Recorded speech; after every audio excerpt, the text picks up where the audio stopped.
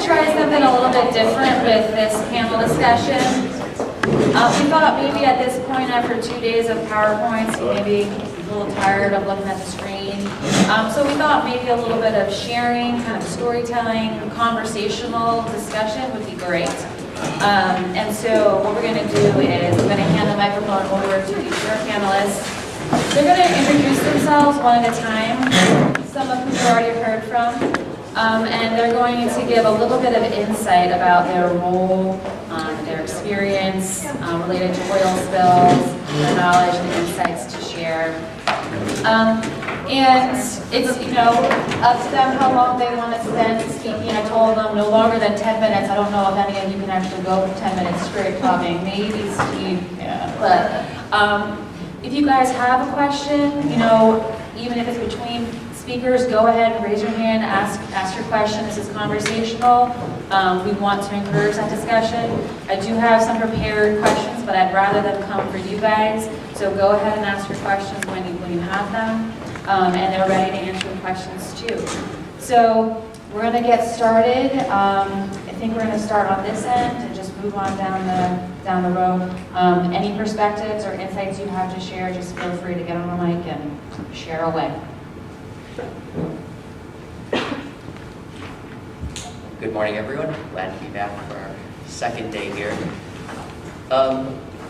Really, I just want to stress the importance of, and I touched on it quite a bit in my talk yesterday, the importance of historical research and gathering historical data when we're thinking about resilience issues and oil spill response and social vulnerability and things like that. A lot of times when we think of resilience, we think of, we tend to over-quantify it and say this community has a resilience value of X or Y or Z. But what we need to account for is the fact that this is really just one point on a trajectory. Communities, there's changes in communities, and population is, and I'll speak in terms of coastal restoration, which is some of the work I do, but if you're losing population in some areas and it's occurring over time, you have to account for those pre-existing trends in population. You're doing restoration projects and things like that. Otherwise, you're really just, people could end up leaving anyways, and you'd be protecting a community that is already leaving.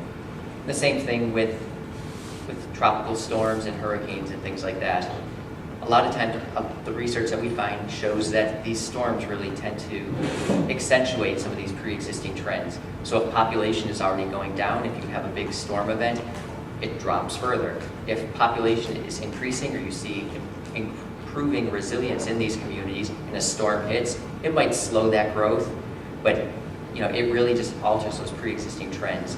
So what I'd like to stress is just the importance of taking that historical perspective and not viewing where we are today as a singular point in time, but as just one point on the path where we're headed. Thanks, Scott. I wasn't here yesterday. My name is Rex Caffey. I direct the Marine Extension Program for Louisiana Sea Grants. About 20 agents and specialists. Half are embedded in communities along the coast. The other half are on campus working in different specialty areas. My area is resource economics. Been with Sea Grant for about 22 years, and during the hurricane years of the 2000s, we learned through trial and error what to do in the wake of a major hurricane, developed some protocols for rapid assessment of damages that took into account economic condition, means testing as far as who's actually a meaningful part of a fishery and due compensation. All of that went out the window with the oil spill, because that was more of a negotiation than a global calculation on behalf of a community. So what we were reduced to in the short run was something that led ultimately to the fine work you see by the Gomery Oil Spill Outreach Team, and that was developing a clearinghouse for frequently asked questions. It might seem really kind of basic, doesn't it? But in the wake of disasters, and I would say oil spills, especially the BP oil spill, just misinformation alone is so rampant.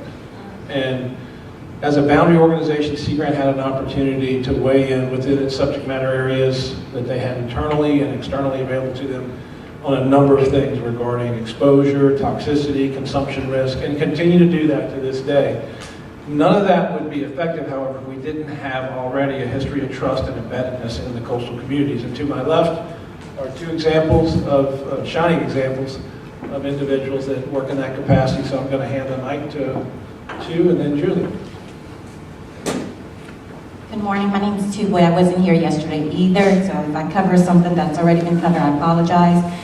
But basically with Sea Grant, as an extension agent, we were there before the oil spill happened, we were there during the oil spill, and we were there after. So basically we're still here. We facilitated town hall meetings, we did provided information on the vessel of opportunity programs, we provided trainings to fishermen, and at the same time we were a clearinghouse for translating materials, reviewing the materials to make sure it was accurate, breaking it down so that the folks can understand it at the local level as well too. Some of the things that we were very good at, I think, is that we were good at response and recovery. We made sure to give non-biased information, factual, timely information to the folks when they needed it. We would point them to the facts, and then from there, let them be the one to make those decisions. It was a stressful, overwhelming situation. The BP oil spill was 8 years ago, but we're still dealing with human impacts now. We see closures that were thousands of miles, and for fishermen, that meant a loss of income. And so for them, that caused a lot of anxiety, a lot of worry, a lot of stress. And that information they were getting was from so many different sources. They had BP, Coast Guard, NOAA, federal, state agencies, and sometimes it was the lack of information that actually caused them to be, to actually cause more stress than anything else. It's where they needed some definite answers, and things were happening minute by minute, and sometimes there was a sense of hesitancy. You know, it was a sense of, there's some legal ramifications if state and federal agencies acted upon something. And so that caused fishermen to have concerns and worries. Fishing waters were closed. Fishermen didn't know whether they would be issued warnings, citations, whether if they sold their shrimp later on to the dockhouse, if it was going to be accepted. So those are the things that they were facing during that time. You know, not only did they see everything that was in the media, there were things that just wasn't clear to them as they were working. Because you got to visualize these boats. When you think of fishing boats, you think of them just as a boat, but really they're businesses. Each of them are individual businesses that employ people, and at the same time, they need to make a profit at the end of the day. And so with them, you know, with all the assumptions, with all the uncertainties, certainly that caused, more than anything, the impacts to just their human health, their mental health. There was a lot of stress as far as information as it was coming out on a daily basis. You know, it was changing all the time. Fishing closures, you can have 2 closures in one day. And we faced things that many of the agencies may not even realize was fishermen, for instance, was on a Lawrence Sea basis. They didn't communicate in lat long. So those things needed to be translated, communicated, converted over, all of those things. And so it was learning new things as we were going on how to communicate better with the people that was directly affected. There were barriers on how they received their information. We had a large fleet of Vietnamese folks who didn't rely on social media, Facebook, Twitter, emails to get their information. And so it meant that community leaders, folks like us in Sea Grants, had to go out to these communities and let them know what was going on. Because without that information, they couldn't make decisions. In terms of state agencies, waterways were being restricted. Everything had to be done very carefully. So sometimes it wasn't done at the minute when it needed to be done. There was a chain of command. That chain of command sometimes delayed decision making as well too, in terms of creating problems for the fishermen, which included coastal residents and anyone with businesses along the coast. So it's hard to suspend activity, but sometimes we had that wait and see kind of moment where that was what it was, wait and see. And so for folks that are directly impacted, wait and see was just not fast enough. And with all of that, I mean, I guess it comes down to it that, you know, Sea Grant is still here before it happened, during when it happened, and we're still here after. And we're still seeing those effects to the fishermen because there are still individuals who may have not been compensated as equally as they thought they should have been. Some that have not been compensated at all even, and are going through the appeals process and all that, you know, 8 years, almost 9 years later. And so when you're comparing yourself to other fishermen, perhaps, then, there's just that, I guess, at the end of the day, the inequality there, it kind of causes the stress, mental stress, and we've seen that with fishermen. I've seen great leaders in these groups, and you can tell that they're anxious all the time because of the problem that they haven't been treated fairly. And so information was very important, but sometimes that lack of information would cause more stress than anything else. Hi, I'm Julie Fowler. I'm also with Louisiana Sea Grant, and I'm the seafood industry liaison. I come from a fishing family, and so that's how I work with the industry. I work with the university, communicating back and forth, and actually the Deepwater Horizon is what kind of defined my job and put me in the position I'm in. When it happened, a couple of weeks in, I was asked to be at a meeting. They asked me to talk about my experience in Deepwater Horizon, okay? A couple of weeks in, I was asked to be at a meeting with NOAA at Deepwater Horizon BP in Houma.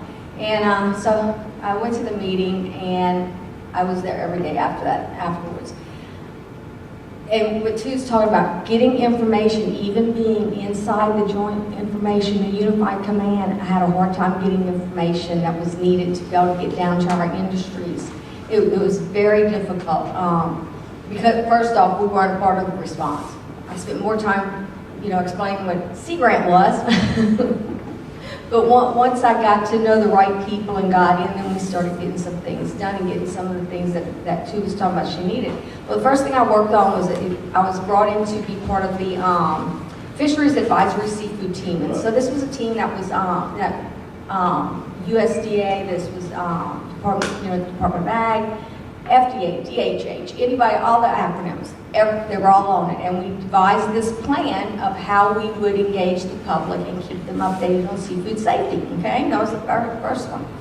So we got this all done. We had a set date and time to do a media call-in, where the media, we had about 200 call in. We would present this information to them, let them know, when we give updates and all. They could ask questions. An hour before the media call-in, I get a phone call, it's canceled because nobody could talk to the media except Sea Grant. And so that, that was a real hold-up in getting information out. So, after that, I ended up in the Joint Information Center, getting information, trying to find out what was going on, and relay it back to our universities, to our Sea Grant programs, and then find out what they were developing and trying to get it out. But it was just a really difficult thing getting to the right people, and then start getting some answers. And actually, there was a chain of command, incident command, that caused a lot of things to fall into place. And then I met Ann Hayward Walker, and that's when things really started happening, because she understood Sea Grant, she knew our capacity, she knew what we could do and how we could communicate with the industry, with the people out there, find out the questions, bring them back. We brought a group of scientists down to Chauvin, to a fisherman's house, and had a meeting with them to explain dispersions to them. We did little things. It was the little things, that turned into big things. And so there were several other things that I worked on, but the big message is, sometimes the top's got to talk to the bottom and, bypass the chain of command, because it doesn't work fast enough. It just doesn't work fast enough sometimes. And you have to have a chain of command. You have to have a chain of command. I really believe that. One of the other things is the command. At one point, there was 1,200 people on this org chart. It was, somebody asked me, what was it like every day? I said, well, I'd go in, put my computer down, I need to go ask a question. Y'all know that cartoon family circus, Little Billy? And Mama says, go do something, and Little Billy goes off into the neighborhood. That's what my day was like, going all over, finding people with questions, asking questions, getting information. And after a little while, I got in the right places with the right people, and we were able to really get some things done, but it was difficult getting that position. So I know, I think Mike was talking about it yesterday. We are actually trying to do a pilot in our section, our area committee, where they're going to have a seafood industry liaison or a Sea Grant liaison position, and we're going to see how that's going to work out, and then it'll be open to other area commands, and it'll be up to each area command if they want to use Sea Grant or have that need, whatever, because we have the capacity, like I said, we have the capacity to communicate with 300 universities, 3,000 faculty, and 300 outreach people, you know, and so we have the capacity around the nation to be able to help in these things. I don't know what else. so basically, I mean, it was a lot. It was an overwhelming experience. Somebody had some on one of their slides about PTSD yesterday. I'm gonna tell you it's real. Okay, we have we had a spill about a year or so ago, and somebody just happened to be somewhere when there was a call made, and they said, we need to know how much dispersants you have on hand, and they freaked and got on social media, and they're going, it's bigger than they're saying. It's got, you know, it's going to be BP all over again. And it's like, calm down. No, this is protocol. And so one of the things in educating our communities on our community leaders on how a spill works, you know, OPA versus Stafford. That's a real thing that I think we need to develop some materials to be able to go to our parish councils or whatever and be able to do just a quick, you know, when there's a new election, because this was right after that new election, you go in and you do this presentation showing them how a hurricane works versus man-made disaster, you know. So there's a lot of little things like that we could do that I think would make things better for the community.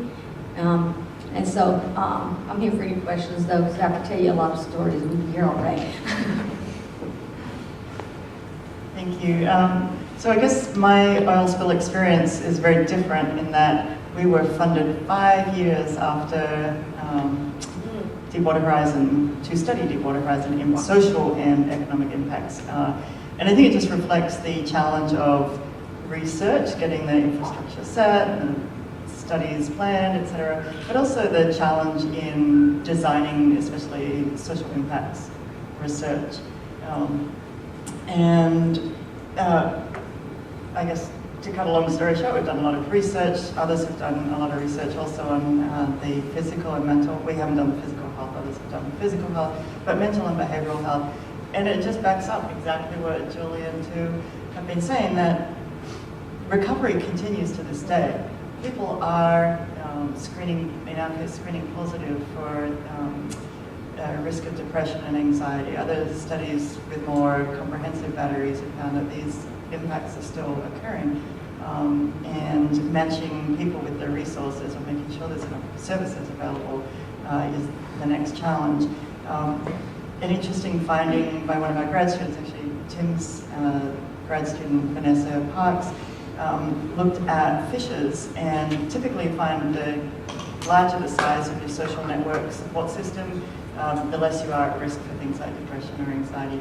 But when Vanessa compared different sectoral groups, that fishes had the opposite relationship. So the larger their social network, the more at risk they were.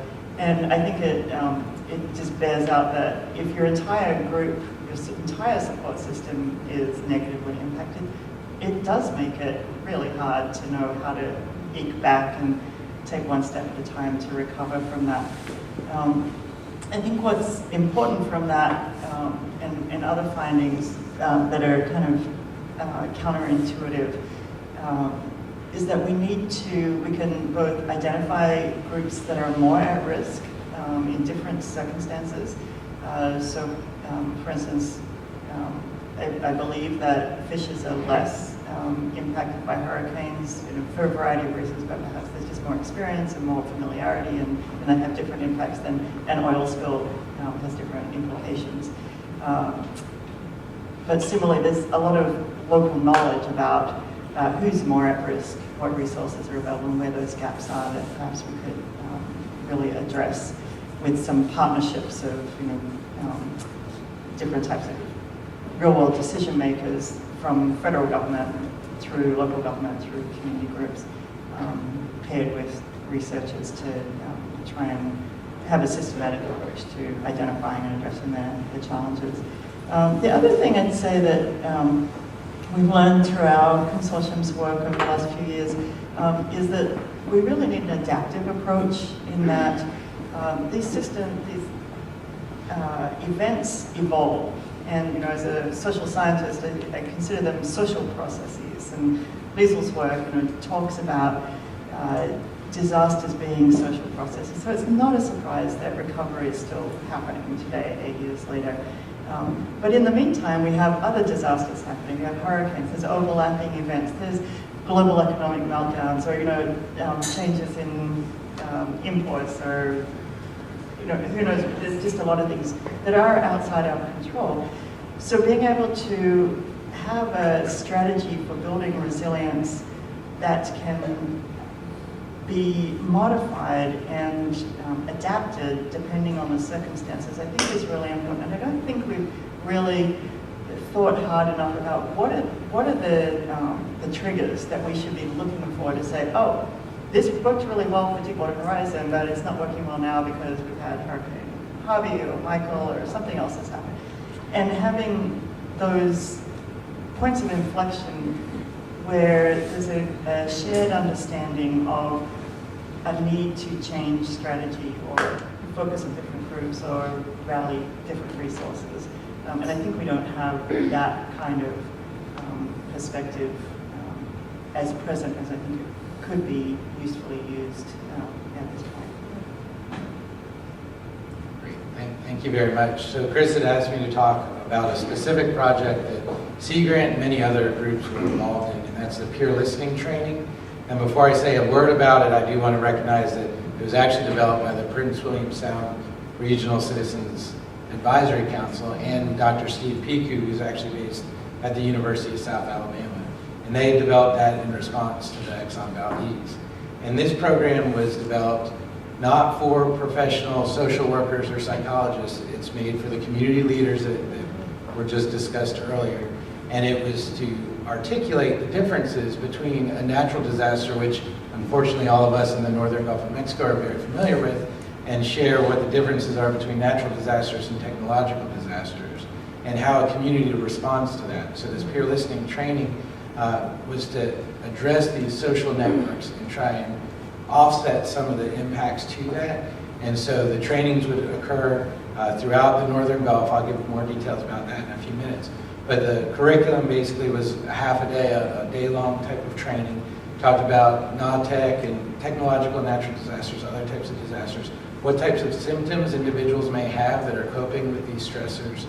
Also talks about corrosive communities, which Liesl talked a little bit about yesterday as well, just to increase the understanding for community members, community leaders, police officers. We had a whole range of people that participated in that to understand how the response is much different, an individual response, a community response to an oil spill versus a hurricane.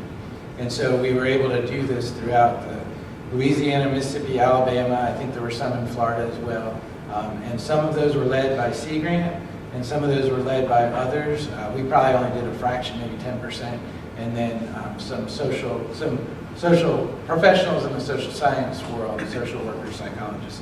Also, we partnered with them, and they did that. If Sea Grant led the training, we always had professional social workers with us or other types of professionals able to answer the more complex questions that exceeded our expertise, because we don't want to share inaccurate information. And so the reason we got into this was just a few weeks after the oil spill, there was a suicide of a fisherman in Alabama, and Sea Grant had an opportunity to invest in different types of opportunities in response to the oil spill, and we identified that as number one. Obviously, the human health, the mental health of our citizens and the people we serve. And so we partnered with Dr. Steve Piku. He's someone who we worked with on other projects already. We already had a relationship with him, so that was great. And he went community by community within about 3 months, covering. We came to Baton Rouge, we were in Bayou, we were all over Biloxi, Ocean Springs, doing these trainings. And then after that immediate response, we did develop this, or adapt this peer listening training manual, which we have many copies in the back. And that basically used the manual that was developed up in Alaska. And we had a number of partners, all their logos are on the bottom. They weighed in and helped develop this as well. And so in the end, after a year, there were 114 different events that reached 7,645 people that were trained within the northern Gulf of Mexico.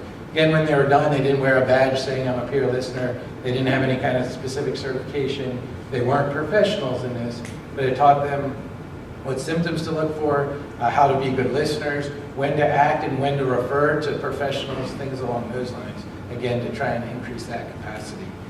Since then, we've also had requests. We went up to Tuscaloosa after the tornado. There was a request for peer listening up there, so that's something that we did as well. But again, I don't want to say it definitely wasn't a Sea Grant exclusive thing. We kind of prompted it, but a lot of other groups were excellent partners in helping advance that. And I think that you'll see that throughout, that theme throughout, that it's all about partnerships as well to meet the community needs. So I will be quiet. And Chris, I might not have been the longest on the talk, I don't know. Hi, y'all. I am Mary Biegler. I am a volunteer now with Bayou Grace Community Services. We try to meet and help the needs of the 5 Bayou communities, the residents there. So I like to say that we're the hands, feet, voice, eyes, ears for those residents who really have no voice. We do nothing scientific, so I'm out of my league on that, but we are partners and have partnered with several other entities in the area, Sea Grant being one, VetNap, where we have hosted community dinners. We get volunteers from around the country who come in, who want to help after a natural disaster, after an oil spill. We have a ton of resources that come from all over the country, and there's where we provide our education.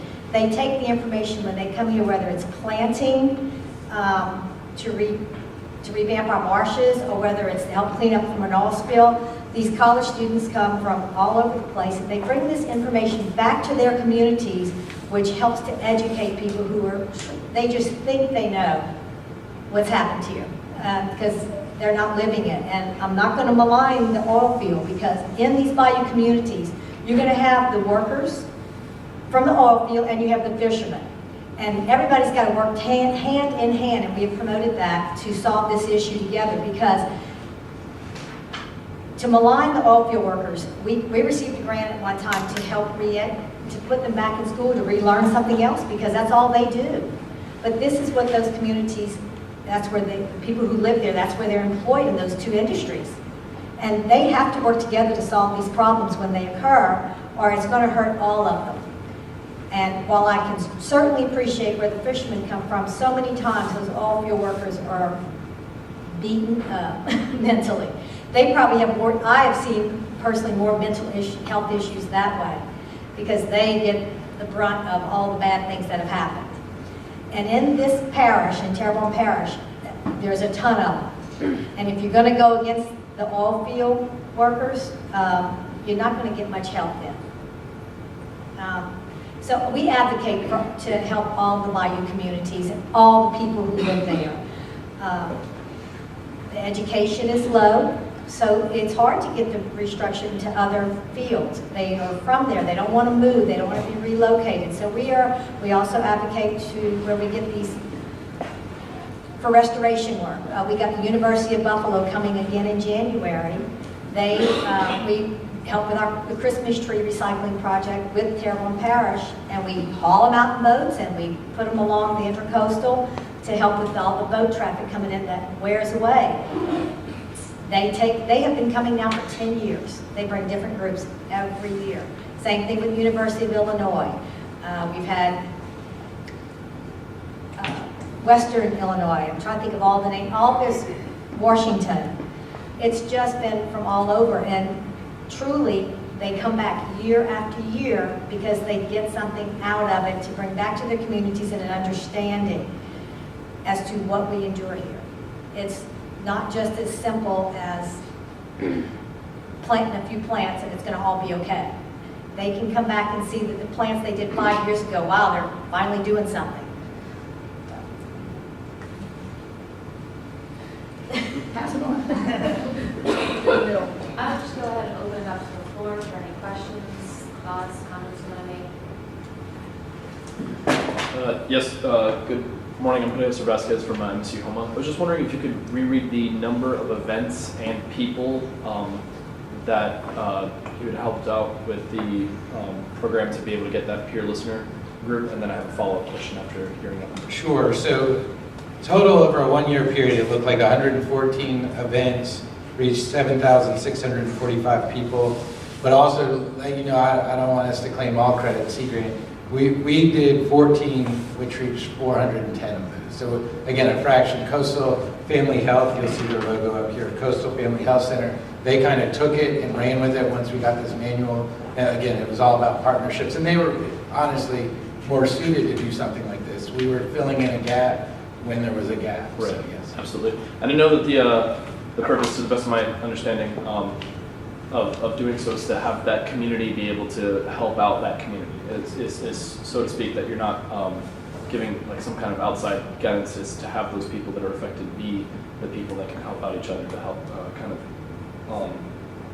stand as that community. But I was curious, was there any results or research that kind of came out of that to discuss if there was some type of certificated program or some type of accredited, document or some kind of badge, so to speak, as you had mentioned earlier, to give to the community to maybe increase that number, or if there was, I was curious as the results to that, because it just makes sense to me that if you give that community like a, hey, this is something that you can also use, not just to help better the community, but also use later on. I know that there's a lot of college students that was a part of that peer listener group, and I was just curious if there was any research done on that, and if so, what are the results? Thank you. That's a great question. Lisa asked that question yesterday, and I promised I'd follow up and learn more about it, and I did.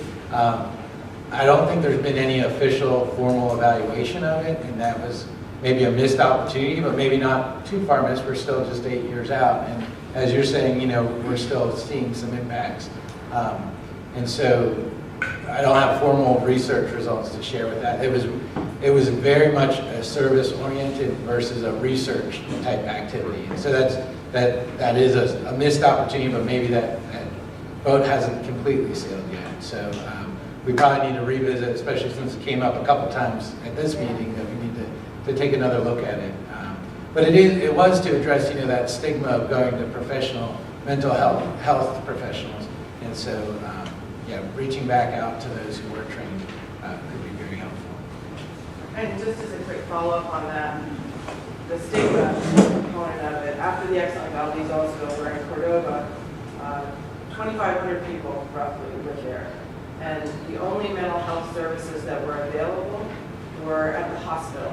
And you went in to the left if you were going for medical treatment, and you went to the right if you were going to mental health treatment. And so those kinds of things that we learned on the ground were based on the research that came out with the elevated levels of stress, and then bringing a psychologist on board to help figure out the best way to approach it. So, we're often looking for examples of the ways in which research on the ground can inform practice, and I think this is a really good one that is translated down not only to the heat disaster, but to Katrina as well. I might just add to that, the Steve Biegler's other, among his many claims to fame, is the community health worker program and the trainings, and our consortium took advantage of that, working with him and Keith Nichols to train community health workers, which is a slightly more formal program with a certificate at the end of that. And again, those are folks that live in the community, know the community or of the community, and are just trained with additional skills in a whole range of different ways. But they become very important assets for folks who are trying to understand what are the local needs and challenges.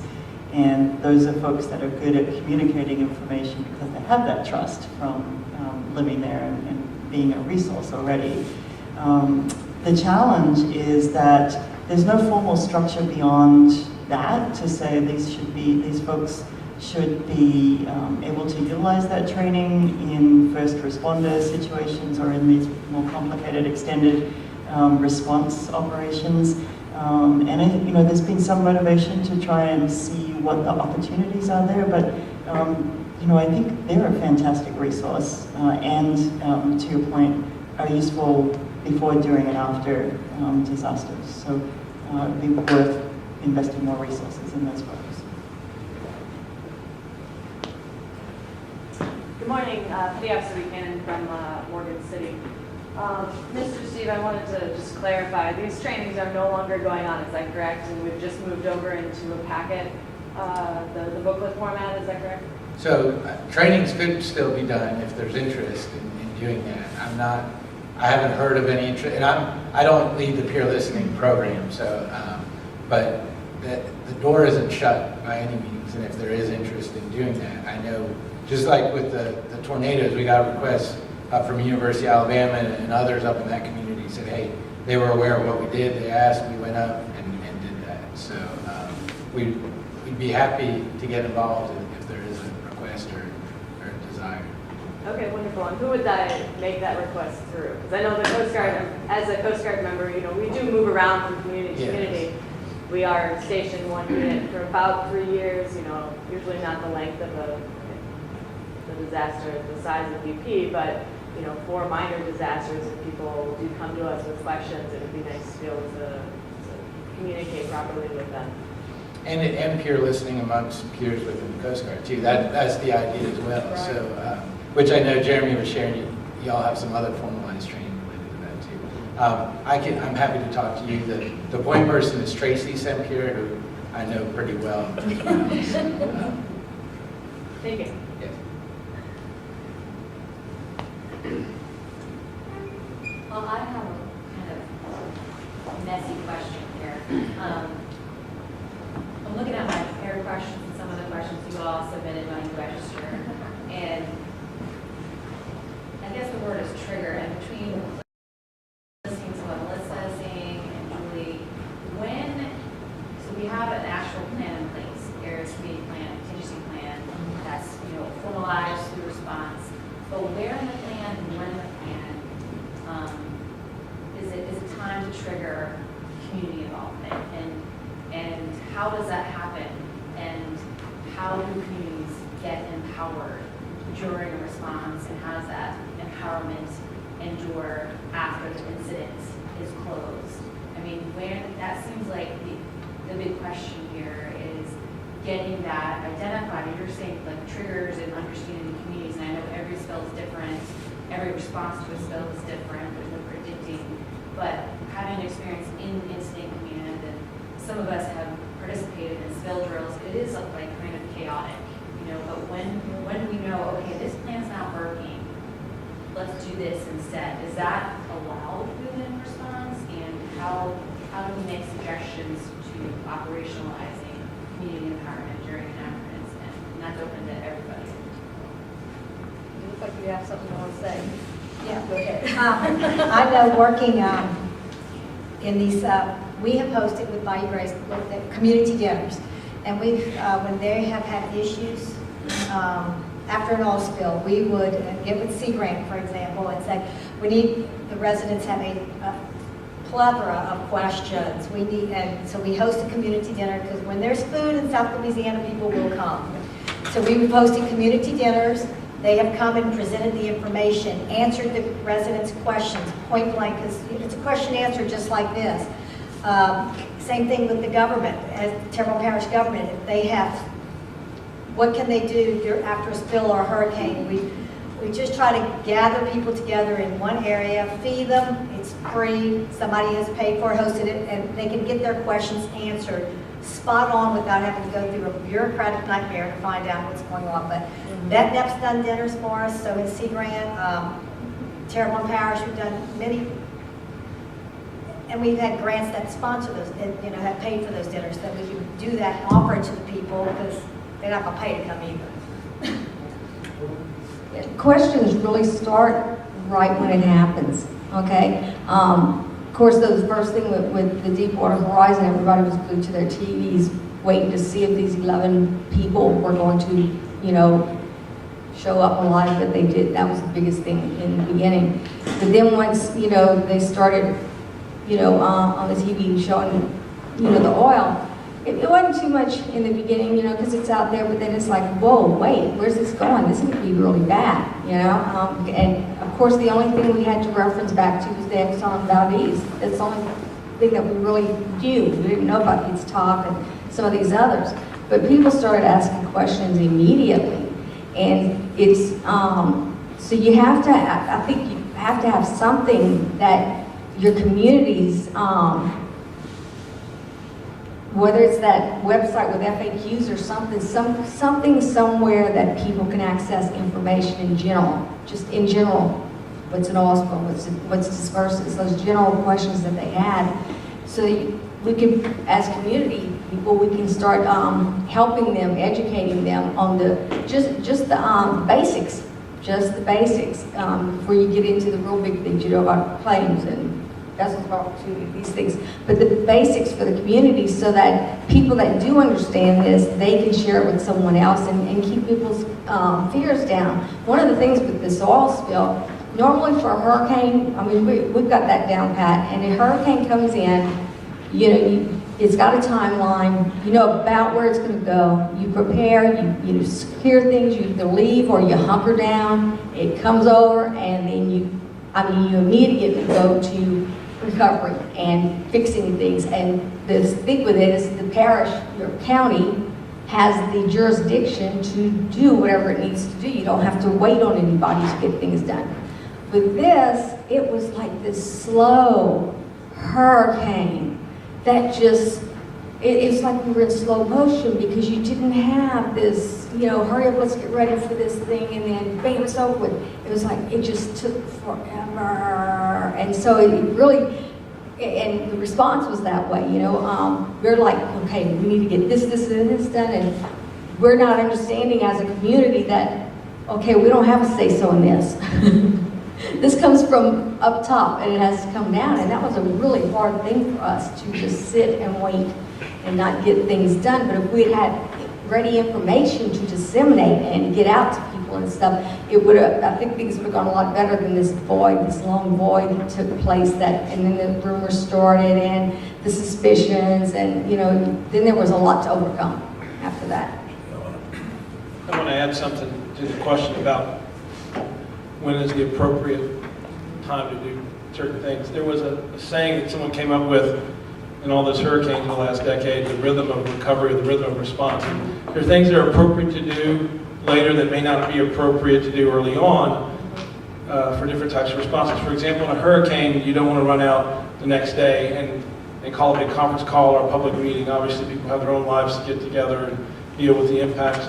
Oil spill was different. But in both of those, we did something that eventually was called the LFCRC, Louisiana Fishing Community Recovery Coalition. It's a very fancy acronym for a big conference call. And we did it bi-weekly initially, and then weekly for up to a year after some of these disasters. So who would be on that call? We'd have Coast Guard on that call, local community leaders, all the heads of the task forces, the fishing task forces, Sea Grant agents. And when it worked, and most of the time it did, it was because we had a very active leader from the community. It wasn't a bureaucrat, it wasn't a scientist. A gentleman by the name of Mike Wasand, who was very actively engaged, he's now passed away in the oyster industry, was very good about making sure that the communication was led to an industry person. Later on, it'd be Harley Pierce. And so I would suggest, in the wake of an oil spill, or a hurricane for that matter, that these calls can be very effective. They're respectful of where people are in the rhythm of their own recovery. They don't have to participate, but it also helps to coalesce boots on the ground information, what is needed, where the FAQs need to be directed, where short-term, intermediate, and long-term plans, and that's kind of the structure we would always use. What do we need to find out, do, et cetera, the next week to a month? What do we need to really shoot for the next year? And then what's long-term, sort of? And then we would sort of in a triage sense prioritize based on those calls, and there were many of them.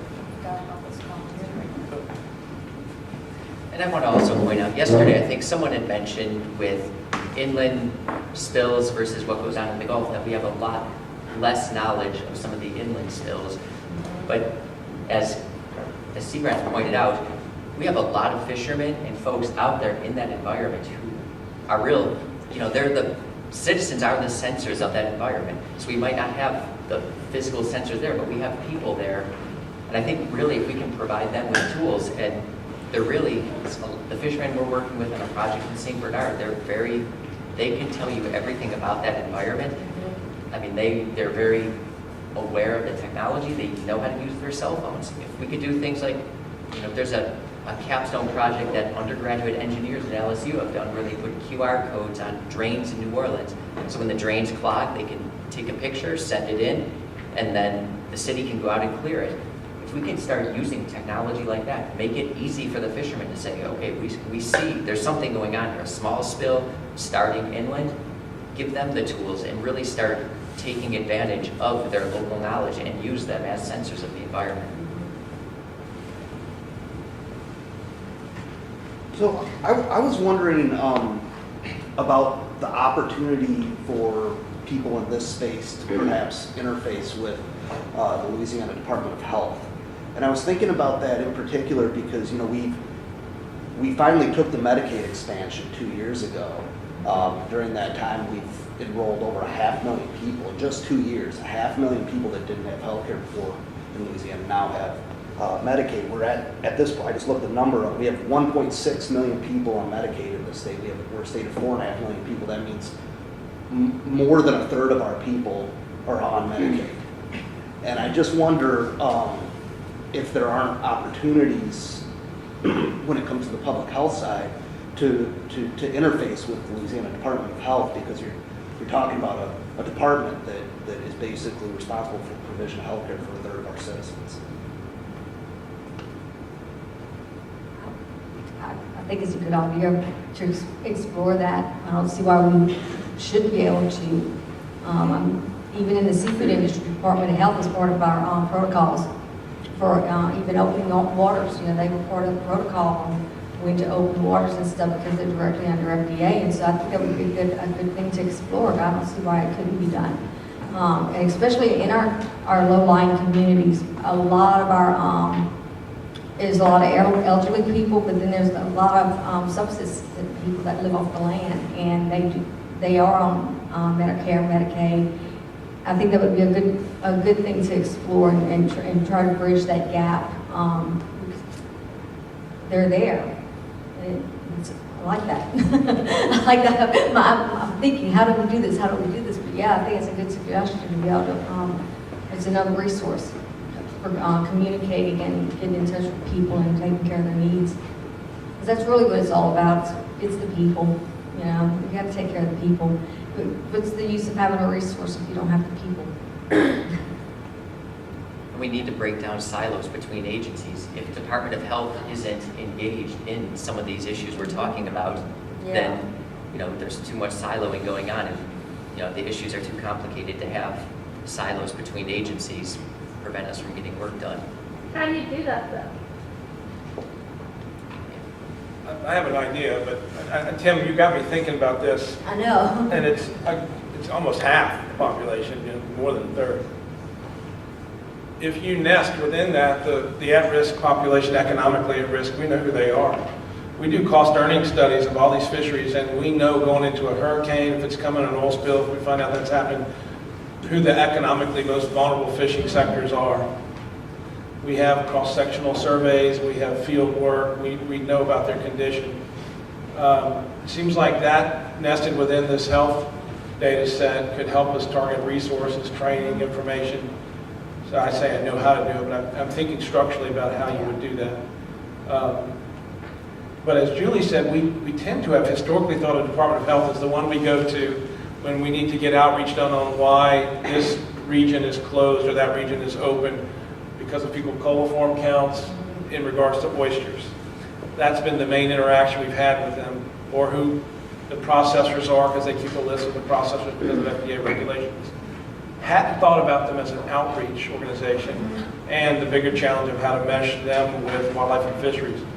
I think there's some population merging there could help us target outreach. I don't know how to do it, but it could be done. Yeah. And DEQ, DEQ, yeah, because that's one of the things that I guess, it's one of, going through the spill, and once incident command, once that broke up, everybody went back to their jobs, their lives, and all this, but within the spill, we had all of those different, we would meet every day to talk about the fisheries closures and openings, and so, but we were I mean, you're in the midst of a catastrophe, and so you don't think about how the future, how to mesh this into something for the future. And so, but we had them all, you know, DHH, FDA, DEQ. I mean, we meet every day to talk about seafood safety. And so that just makes sense to bring the public side into it, though, in outreach, not just on seafood, but for everything, you know, whatever can affect the community, you know. My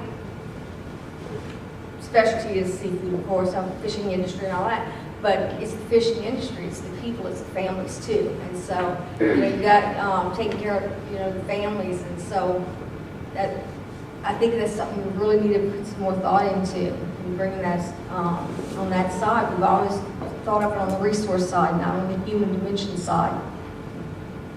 Yeah, and I think we'll be doing a peer listening training here.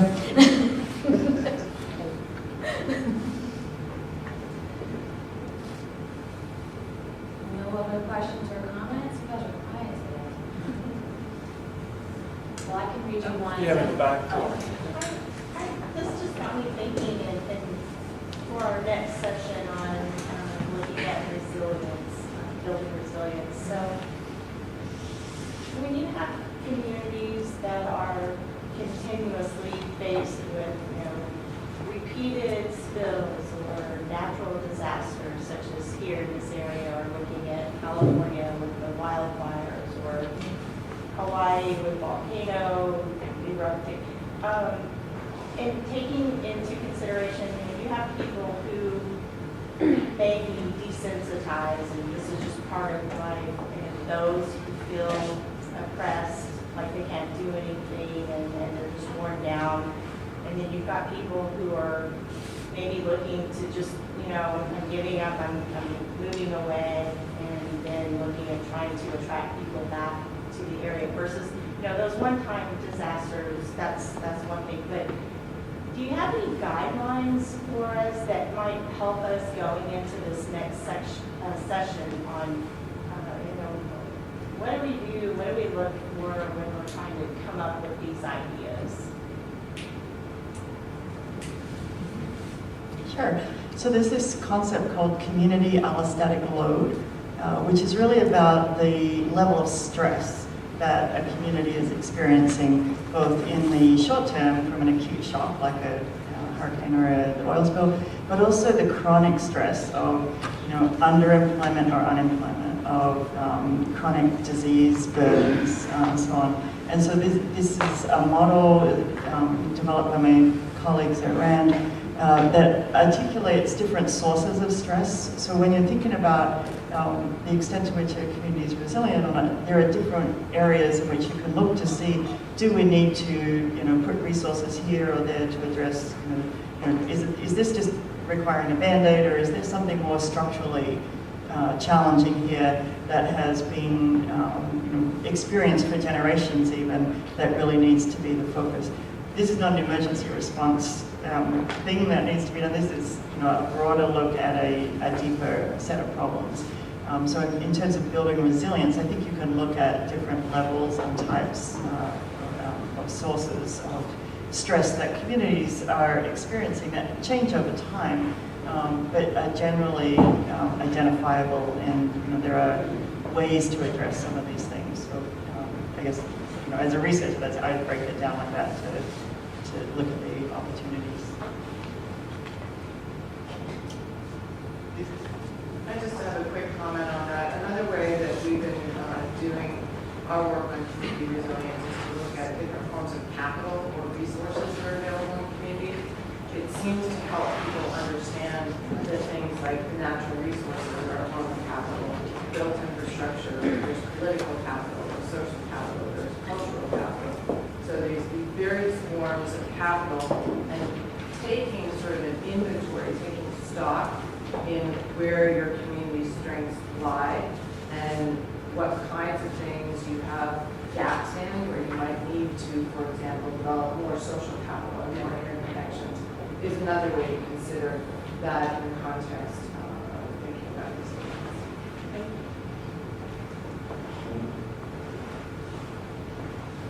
Any questions, thoughts, comments for our panelists?